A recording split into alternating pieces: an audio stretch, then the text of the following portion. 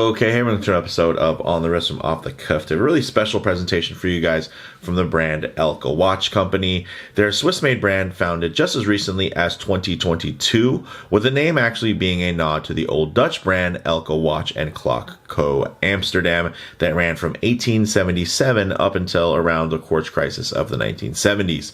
Now, in terms of the type of watch that these fall underneath, I would consider these everyday dress watches. Some key characteristics. Design language, we're looking for something that can fall within this space. Of course, you're going to want that elegant watch with a versatile kind of style that you can use for, daily wear, but also something that can be fully dressed up for more formal engagements. This is from their Ace Jewelers limited edition diversity series, and essentially Ace Jewelers and Elka Watch Company, this whole series is the result of a friendship between the two brands, personal friendships, which I think is great. The collection consists of 4 watches, each using a different type of numeral on the dial. The watches are powered by the La Joux-Perret G100, which is a self-winding movement with a power reserve of about 68 hours, which is nice and extended compared to your typical ETA variation. Also, production for each version is actually limited to just 25 pieces. Now, in terms of those dial variations, there is an Arabic dial, a Hindi/Eastern Arabic, as well as a Chinese. You guys can see here, those are the particular models that we do have. And yeah, I'm really excited to share these with you. These actually go for €1,705, including VAT from acejewelers.com. And I think they are very interesting and very, very handsome pieces. So big shout out to Ace for lending these press loaners in. Now, with all that said, let's go ahead and zoom the camera out, get these pieces in hand, and take a closer look.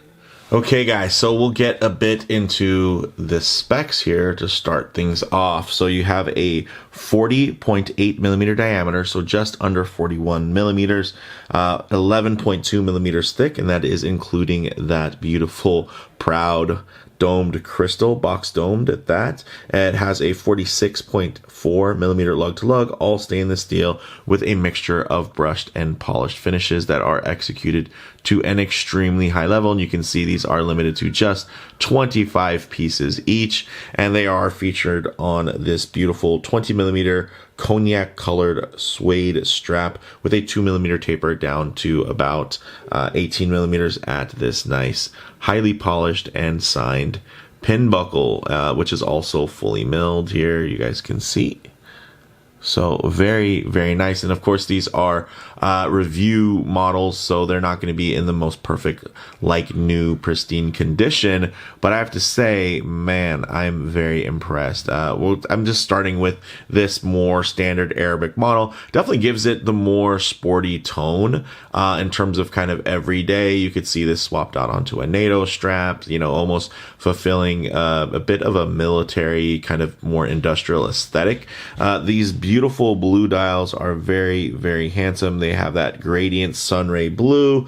Everything's printed. The hands are brushed, as you guys can see, which is going to offer a nice amount of contrast at various viewing angles. And then the seconds hand is nicely white, which goes with all the white indexing there for the seconds and sub-seconds. So very, very cool. And again, although you can't see it, there's a screw down case back, and the movement that I'm sorry that you can't see is the LJP or La Joux-Perret G100 68-hour power reserve, 4 hertz sweep, 28,800 vibration per hour beat rate. Very, very nice. So a lot to like here. But let's get into some of the more fun options, right? So out of these, I would say, of course, I think the most probably ornate and, visually impactful is going to be the Chinese lettering. Check that out. I should say new numbering, but man, that is just gorgeous. You just don't see this on a lot of different watches, and I think very smartly, even though this is a larger watch, right, at about 41 millimeters or slightly under. With that outer track, it does push things more centralized. Also, the numerals on the index are quite bold, and they're meant to be, right? So this is going to prevent it from feeling squished, crowded, or unlegible. You can see at the size here, you're getting nice legibility in between each piece. So even, of course, if you don't know, like myself, and you don't know a lot of different languages or a lot of different numerals, of course you can still, a 12, 6, 3, 6, 9, and you can do the math, right? You can figure out just by looking. This is no different than if there were baton indices, right? Those aren't necessarily representing numbers, but from the orientation what time it is. So I think that's really cool. And for those of you that might be overthinking this and thinking, well, if I don't know how to read Chinese, this wouldn't be a good look for me. Hey, I think it could be very, very cool. And again, even with the size, these are quite thin, guys. Beautifully thin, beautifully shaped, wonderfully proportioned. Look at that. There's just a lot to enjoy. Signed push-pull crown. You're also going to get 3 bar or 30 meters of water resistance, which is probably what you should expect for any type of, dress watch. So very, very cool. But let's move to kind of my favorite of the bunch, which is going to be the Eastern Arabic dial. So this one is very, very cool. It's very dynamic, and honestly, in terms of feeling like a clock face or a watch face, I think out of, the different texts, this one really pops, it really fits, and it feels still quite like a time-telling instrument and not just dressed up. And then, of course, there's those collectible dials with, Arabic numerals. And yeah, this kind of falls within that space. It is very collectible out of 25 units. And it's just beautiful, guys. I just love that. And honestly, it's quite intuitive when you look at the numbering, right? In terms of, a dot and a dot being, right, the 12. And then, for 2 o'clock, 1 o'clock, it's just laid out in a really cool way. I remember learning these numerals when I was deployed for the Marine Corps, and having to read various license plates and everything like that. If we were working, a patrol or, a security at a drop arm, stuff like that. So I don't know. I just think that for me, this is something that's kind of fun. So if maybe you're part of the same generation as me and you serve some time out overseas in the Middle East, something like this type of dial is very, very cool. And of course, fits within the whole diversity series, right? You're getting something, remembering a fond memory, from days gone by there, and just, learning a new skill. And of course, these are still all Swiss watches, Swiss made, and they're just going to be built really, really well and just executed beautifully, guys. Look again, just how wonderfully, magically thin these pieces are. I'm very, very impressed. What's your pick of the bunch here? Yeah, for me, this gradient blue works as a wonderful backdrop across all of them, but the Eastern Arabic numerals just look really, really cool to me. The one other thing to mention is that the lume, although as far as I could tell, it's unspecified, it does glow green, so we'll definitely take a look at that here in a few. But let's actually get these pieces on wrist and see how they wear. Okay, guys, as you can see on my 7.5-inch wrist, really, really wears well. Look at how flat that lays. It just contours to the wrist really well. And again, it is quite bold. It is quite dynamic. And for a dress watch, it is a bit more large. I would say more in the range of feeling full-sized versus oversized, and mostly because of how well thought out the ergonomics are in terms of the case shape, the very short stubby lugs, that really do swoop down and wrap around the wrist. Also, I think proportionally it looks great, especially considering it does have that 20 millimeter lug width, which is going to make it very, very versatile for a lot of different wear profiles. Of course, if I did have my wrist a bit too close to the lens there, it's going to give you some perspective distortion. It's going to seem much larger. So what I like to do is keep my wrist nice and low here, and now you're going to see it just sits actually quite well centered on my larger 7.5-inch wrist. And of course, this is a bit of a round wrist, so it's not like it's really flat and just accommodates larger watches really well. I'm somebody that does have to pay attention to the proportions and, you know, the ultimate lug widths and everything like that as well, and the case shapes. But I think this thing just looks really great. And again, this is probably the clearest, most crisp. If you really just want that ultimate legibility, you're probably going to want to go with something like this. But of course, there are some other models that can be a little bit more fun, a little bit more exciting available. And one of the beauties is that these straps are quick release. So one of the nice things is we can pop them off and pop them right onto another watch. So let's go ahead and do that. And pardon, I'm sure there'll be some fingerprints and some smudging from me handling it like this. So let me just give me a second and give it a quick wipe off camera so that I can get it back in front of the camera to showcase for you guys in terms of just how nice these are. Just give that strap a little wipe, dust off too. Cool. Check that out. Really handsome, guys. I'm digging this a lot. Now again, out of the options here on the desk, this one definitely is going to feel just a hair busy by comparison. But the nice thing is, if you do want something that's probably, in terms of visual weight, this one will feel the smallest because it has the dial that's taken up with the most, I think, because of the font that they're using and the typeface. It's going to feel a little bit more full and a little bit more proportional in terms of the sizing.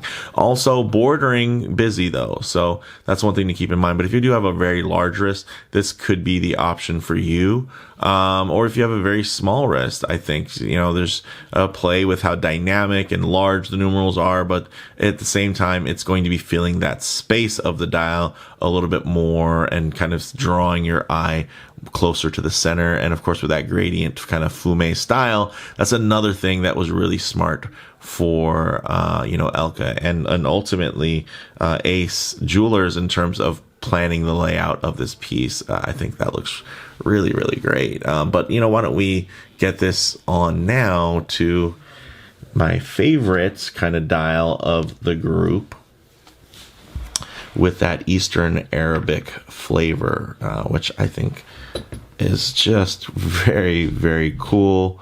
And again, it's going to give you a little bit of the best of both worlds because it is still quite legible and crisp.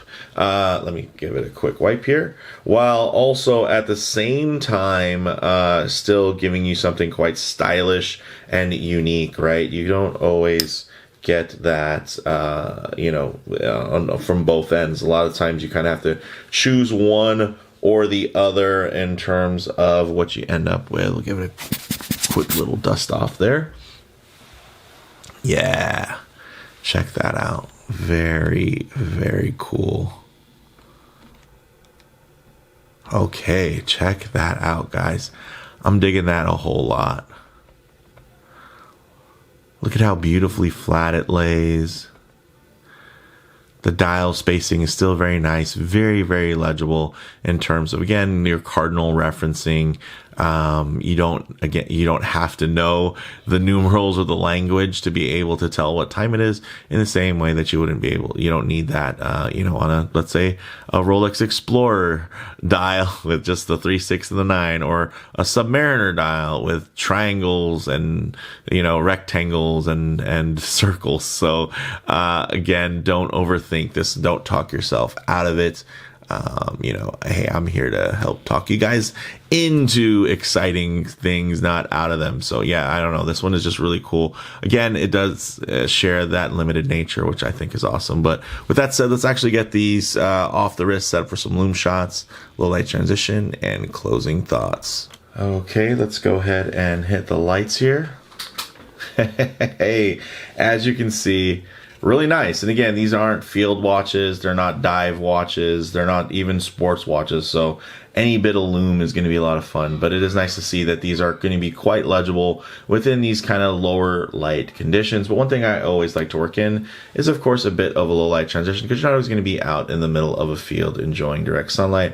A lot of times you're going to find yourself coming in and out of buildings, walking underneath overhangs, or just hanging out underneath the shade of a tree. So it's nice to see what these colors, textures, and finishes render like in less than optimal lighting, guys. And they do transition really well. Again, the day lume on here is always going to be nice, white, and crisp. And then as you get into the darker sections, you're going to see that green kind of show its face. And these, what a face it is to show. Even if I get into some harsh lighting conditions, which typically could expose any types of production defects, all you're going to notice here, of course, is probably a couple of fingerprints, maybe a couple of pieces of dust that are more on the crystal than they are on the dial, because these are, just impeccably finished, guys. I'm just, they are putting on a show, and I'm here for it. Look at that. That blue dial, so dynamic, so dark and deep, but then you have just those little rays of that bright electric blue, and then you get those tones of the midnight, tones of a very dark kind of navy, almost black tones, and that again just really helps with keeping these somewhat sedate in a lot of different lighting conditions. I know that can be kind of an issue with blue dials sometimes, where they can just be too vibrant, too out there, especially if you're somebody that doesn't really dress very loud, right? You don't necessarily want to have something that is even louder on your wrist if you're more into the kind of sedate and understated style. I think these really straddle the line there, where you're going to be getting a lot of dynamic play, but it's not all the time, right? So you can actually still enjoy these watches, on a little bit of a simpler level as well. Man, these aren't, I'm just wanting to stay in this low light transition because these just look so darn good. All right, guys. So closing thoughts for me on the wrist. These wear surprisingly well. Again, I definitely am more of a 38.5 millimeter kind of guy for a non-sports watch. But yeah, I have to say that these are just really well balanced in both visual weight as well as physical heft distribution. They wrap around the wrist physically well. And they do mitigate their size and their, potential, risk of feeling oversized really well by just the way that they wrap. And of course, the balance they are with that outer, minute track sub-seconds. It just looks really, really good. So in terms of model variations, there's various standard production options available from Elka Watch Co. in general. Of course, the diversity line is something that's special. So for comparable models, it's tough because I've just recently found myself appreciating the dress watch space more and more as of late. And these models have really won me over. They're definitely continuing that trend where I'm just like kind of wanting to give dressier watches more of a chance. And I know these used to be the everyday watch of choice, when the world was dressing a little bit more buttoned up, right? In terms of casual wear. So yeah, I don't know. I'm seeing a lot of return to a lot of those more vintage styles and just clean, timeless aesthetics. And I think these are a really great example of that. Very desirable, very, very handsome. Bottom line for me, guys, these may be super niche, but they're also super nice. This combination of style and substance make for pieces that would really be a welcome addition in most any watch collection, especially for those who value originality and personality over big brand logos. And I know that's a lot of my viewers that are, they're not necessarily into the hype. They're not into, what's really popular in terms of the mainstream crowd. And, they're looking for something that is just going to be a little bit more purposeful, a little bit more deliberate in terms of something that you're choosing to put on your wrist. So yeah, I think these are definitely up there. So with that said, let me know what you all think down in the comments below. If you like the video, please leave a like. And if you're already, please subscribe for more content just like this. Thanks, guys.